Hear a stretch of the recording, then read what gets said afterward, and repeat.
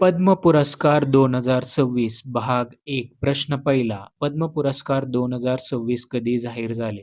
25 जानेवारी 2026. प्रश्न दुसरा. पद्म पुरस्कार किती प्रकारचे असतात? 3 प्रकार. पद्मविभूषण, पद्मभूषण, पद्मश्री. प्रश्न तिसरा. 2026 मध्ये एकूण किती पद्म पुरस्कार जाहीर झाले? 132 पुरस्कार. प्रश्न चौथा. पद्म पुरस्कार कोण जाहीर करतो? भारत सरकार, गृह मंत्रालय.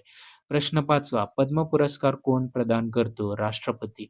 प्रश्न सहावा. पद्म पुरस्कारांची सुरुवात कधी झाली? 1954. प्रश्न सातवा. पद्म पुरस्कार कोणत्या दिवशी दिले जातात? मार्च किंवा एप्रिल महिन्यात. प्रश्न आठवा. पद्म पुरस्कार कोणत्या प्रकारचे सन्मान आहेत? नागरी सन्मान. प्रश्न नववा. मरणोत्तर पद्म पुरस्कार देता येतो का? होय.